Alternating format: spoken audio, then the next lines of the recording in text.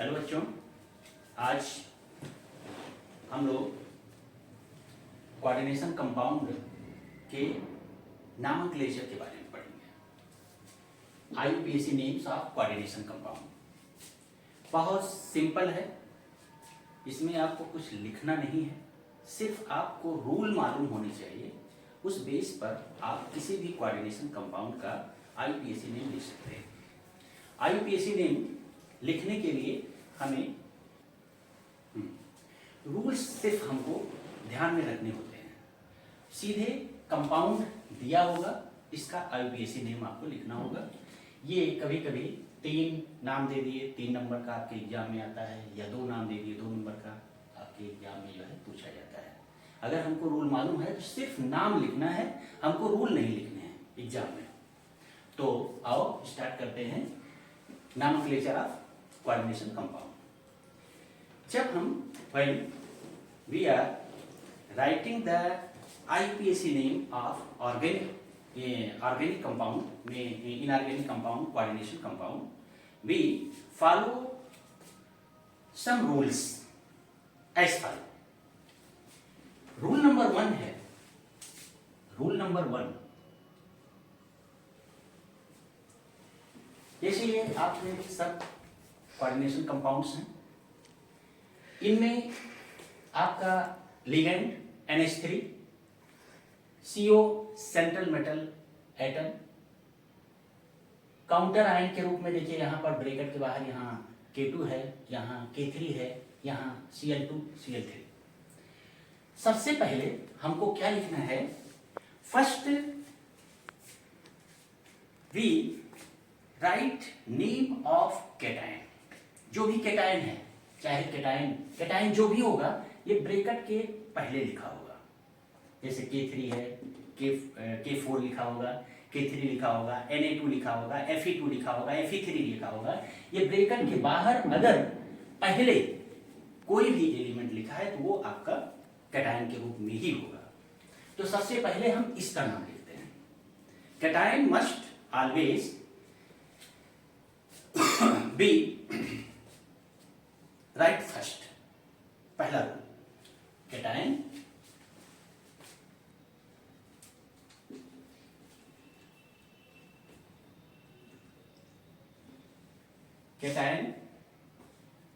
must be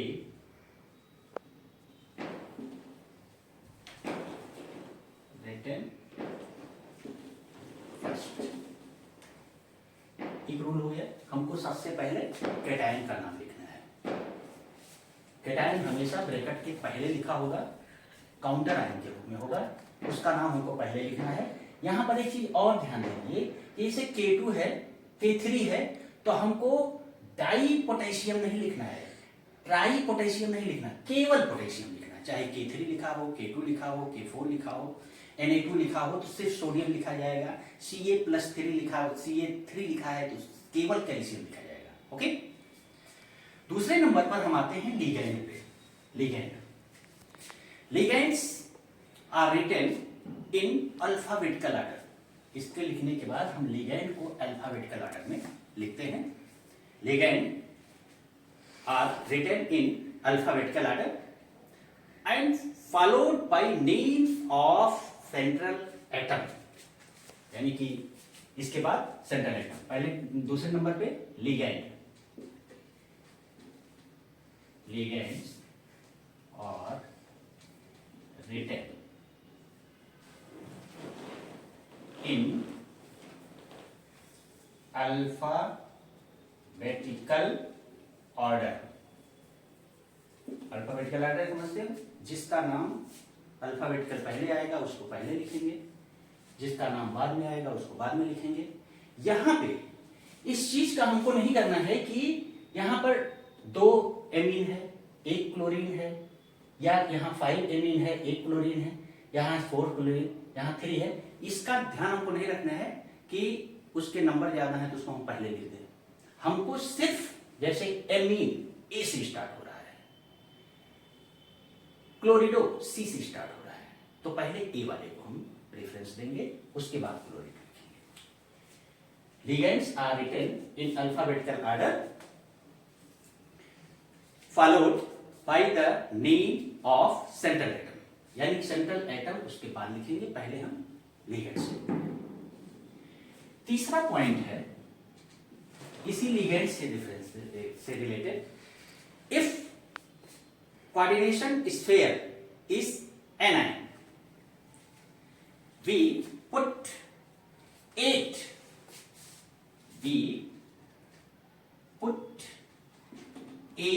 ATE before central atom, before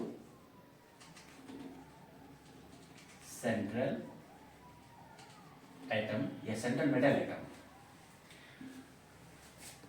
as and we write normally if metal if complex is cation or neutral, अगर coordination entity या कह लीजिए कि complex जो है ये पॉजिटिव आयन के रूप में है या न्यूट्रल मॉलिक्यूल के रूप में है, तो उसको उसके सेंट्रल एटम को एज इट इज लिखा, जैसे कोबाल्ट है तो कोबाल्ट लिखेंगे, प्लेटिनम है प्लेटिनम लिखेंगे, पीडी है तो पैलेडियम लिखेंगे, एफई है तो आयरन लिखेंगे। अगर दो कंडीशन, पॉजिटिव आयन या न्यूट्रल फॉर्म में अगर कॉम्प्लेक्स है तो अगर 8 लगाते हैं before central atom and we write normally complex is in cation और न्यूट्रल। यहां पर एक चीज और जोड़ लेंगे, we put 8 before central atom if complex is negative ion, अगर कॉम्प्लेक्स नेगेटिव आयन के फॉर्म में है तो हम 8 लगाते हैं, और अगर न्यूट्रल या पॉजिटिव है तो वहां पर हम एज इट इज बना देते हैं।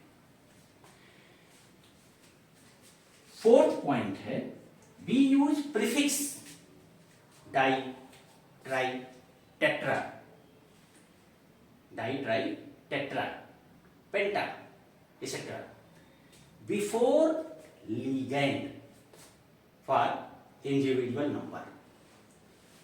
जैसे लिगैंड यहां NH3 है तो NH3 के लिए हम पेंटाएमीन लिखेंगे, पेंटाएमीन, यहां डाइएमीन लिखेंगे, यहां पर सिर्फ मेथिलेमीन लिखेंगे, यहां पर टेट्राक्लोरिडो, यहां पर ट्राइऑक्सिलेटो। इस तरीके से हम एनायन को इंडिकेट करते हैं। फोर्थ पॉइंट है यहां पर, फोर्थ में di tri tetra, di tri tetra prefix added before ligand for their number, उसके नंबर के लिए हम डाई ट्राई टेट्रा लगाते हैं। अब एक कंडीशन और यहां पर है,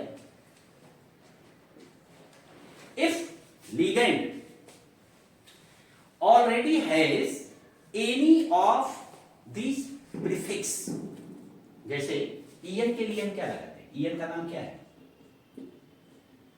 इथेन 1,2 डाई एमीन, यहां पर डाई ऑलरेडी लगा हुआ है, डाइएमीन, इसलिए अगर इस तरीके का लिगेंड लगा हुआ है तो उसके नंबर को शो करने के लिए हम बिस, tris, tetrakis, 2 for bis, 3 for tris, 4 for tetrakis and so on. इस तरीके से हम यूज करते हैं।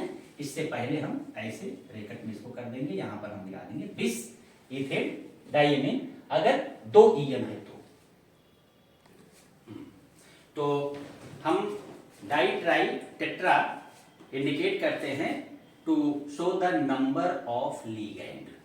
ओके, लीगैंड में अगर ऑलरेडी ये सब प्रीफिक्स लगे हुए हैं डाई ट्राई टेट्रा, तो हम उसके नंबर को रिप्रेजेंट करते हैं, शो करते हैं by using bis tris tetrakis before their name. Okay, अब इसके बाद इतना करने के बाद पांचवा पॉइंट हो गया बिस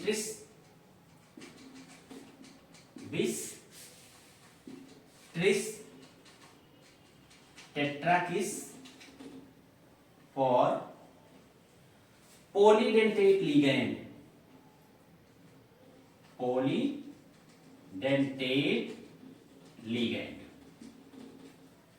यानी कि जैसे ईएन है, ईएन के लिए आप लगा सकते हैं EDTA, ethylene diamine tetra acetate, ये हेक्साडेंटेट लिगेंड है EDTA।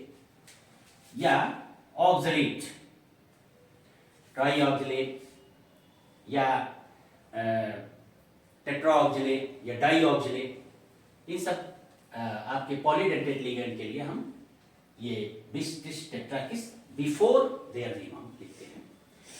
लास्ट में एट लास्ट वी यूज या वी राइट ऑक्सीडेशन नंबर या metals name with their oxidation number in numerical या रोमन न्यूमेरल।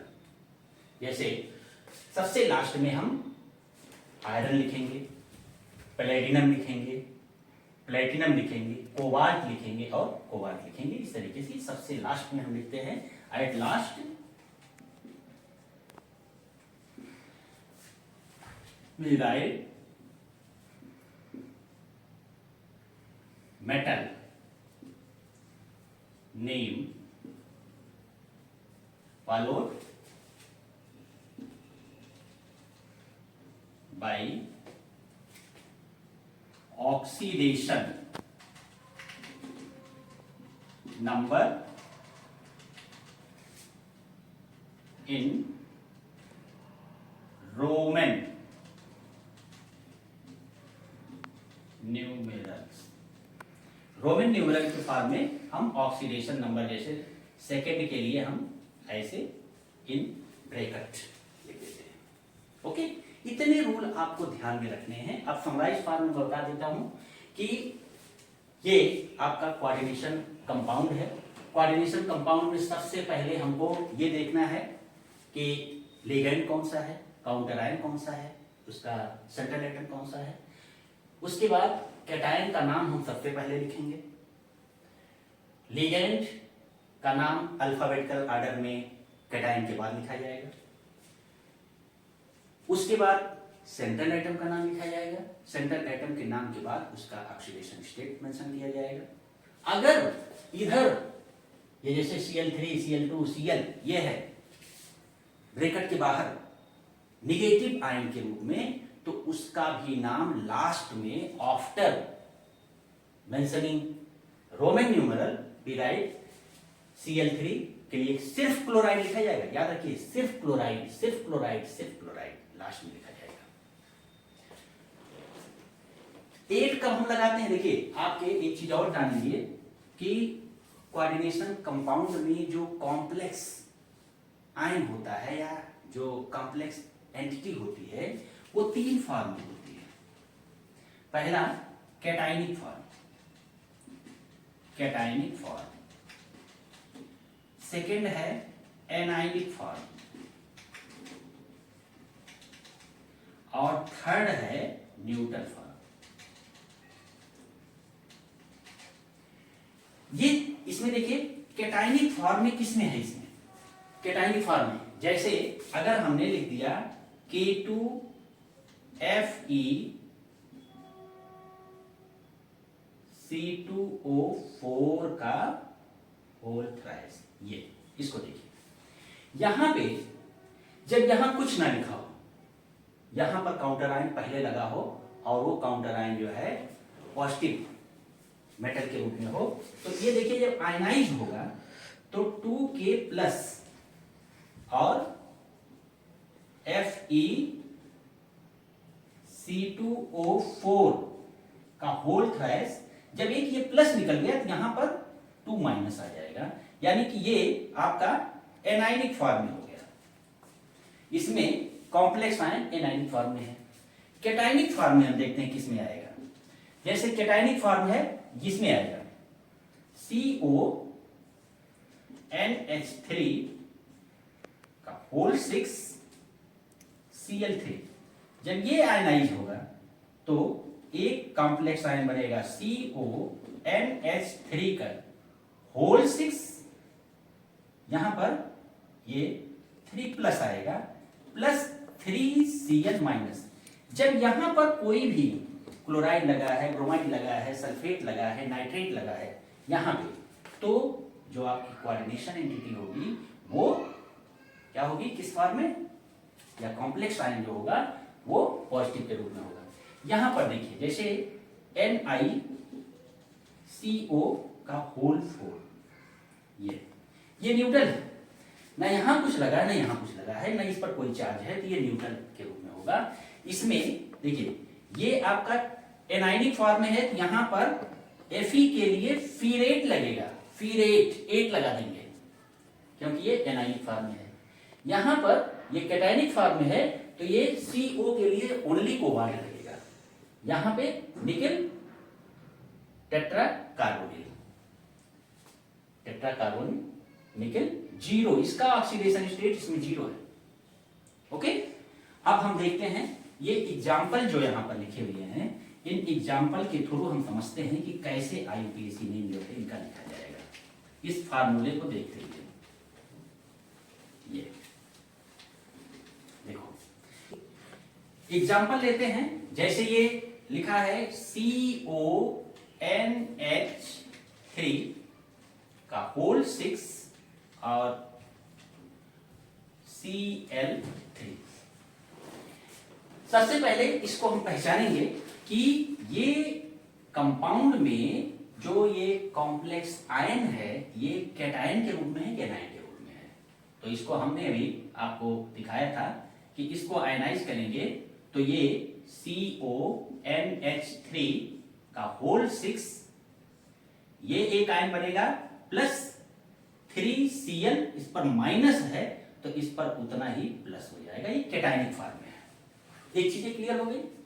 दूसरे नंबर पर इसी समय हम देख लेंगे कि इसमें CO का ऑक्सीडेशन स्टेट कितना है। देखिए COX plus NH3 neutral molecule है तो इसका 0 × 6 हो गया प्लस 3Cl यानी कि -1 = 3 = 0। X plus 6 0 × 0, 3 1 × 3 -3 = 0। X का ऑक्सीडेशन स्टेट इसमें +3 है, यानी कि हमको रोमन न्यूमरल +3 के रूप में लिखना है। ये दो चीजें हम पहले ही क्लियर कर लेंगे कि ये कॉम्प्लेक्स जो है, कॉम्प्लेक्स आयन कैटायन है, एनायन है कि न्यूट्रल है, और फिर इसका ऑक्सीडेशन स्टेट हम देख लेंगे। इतना देखने के बाद अब देखिए क्या है। सबसे पहले हम कैटायन का नाम लिखते हैं, तो यहां पर कोई कैटायन है नहीं। दूसरे नंबर पर लिगैंड अल्फाबेटिकल, तो एक ही लिगैंड है यहां पर बीच में एमीन, इसका नाम लिखेंगे। देखिए 6 के लिए लिखेंगे हेक्सा, हेक्सा, और एमीन, हेक्सा एमीन। अब देखिए कैटायन के रूप में है तो इसको कोबाल्ट, थर्ड, और ये लिख देंगे क्लोराइड। इसी तरीके से इसका लिखेंगे पेंटाएमीन, क्लोरिडो, ओ लगा देंगे, ओ नेगेटिव होगा तो ओ लगा के लिखेंगे, कोबाल्ट, यहां पे थर्ड क्लोराइड, इसका हो जाएगा।